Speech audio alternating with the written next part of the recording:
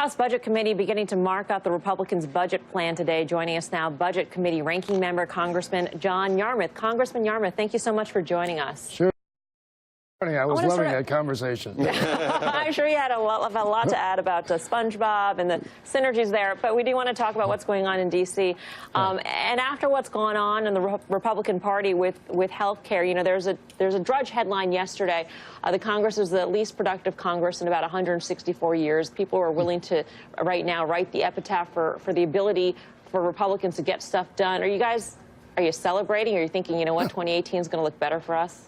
Well, I think 2018 has the prospect of being good for us, but we're not celebrating at all. I think all of us are frustrated here. We came to govern. We came to try and improve people's lives, and we're not doing anything in that regard. And, you know, this is a perfect example, just the timing of this budget markup today. We normally expect a budget to be done by April, the middle of April, so we're 3 months later than that. I think the latest it's ever been done in the committee is May 17th, so we're 2 months beyond that record. And this is just another example of Republicans being unable to come to consensus on their own and unwilling to work with Democrats, so nothing happens. All right. So you're late on budget. In terms of it coming out of committee, are there the votes right now to get it to the floor?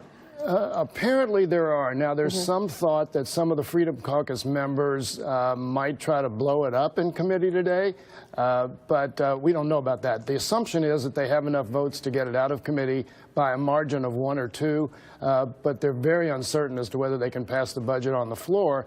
And if you remember last year, they never brought a budget to the floor because they didn't have enough votes to pass it there.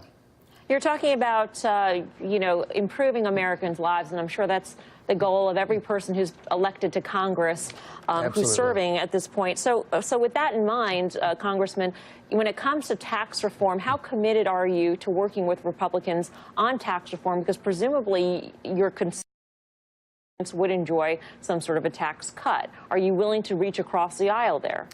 Well, absolutely. I think we'd want to have input into any tax reform measure that comes to Congress. I think what we would be concerned about is whether the huge majority of whatever tax changes are made benefits the top 1% or whether it's spread fairly throughout the population.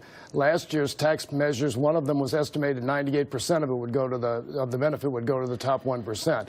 So we want to work to make sure that tax reform does get to middle-class Americans and hardworking Americans, as well as to the people who really don't need it. Is there anything